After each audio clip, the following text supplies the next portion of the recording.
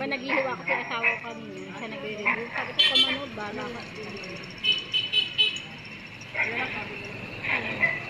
Pag may dumaan na tricycle, ayan na. May dumaan na tricycle. Ayun yung ano. Saan ba siya nakatira? Ano? Peralta? O, diba? Ang layo ng ano niya, gumano. Layo ng buwelo ng ano. Ganyan daw kasi pagkalasing-alasing pag walang kasama. Tulog to. Yung nakaraan na rin, dyan naman tumumba yan. Kaya nga nag-aano kami, nag-aalangan kami i-parking dito yung sasakyan. Ano nagkaroon silang event, diba? Takot kami kasi baka mamaya magkaroon. Mamaya pagising nyo. Saka hindi kasi si ano, Jericho, visit yun na nalasing dyan, ini-headbutt yung sasakyan. Yung makapaaway na dito, oras yung asawa ko. Kaya sabi ko sa barkada ko, tedya ako na lang parking.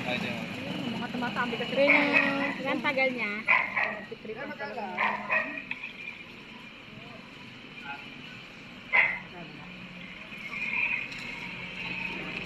Ay, hindi niya matandaan. Lalo pa yung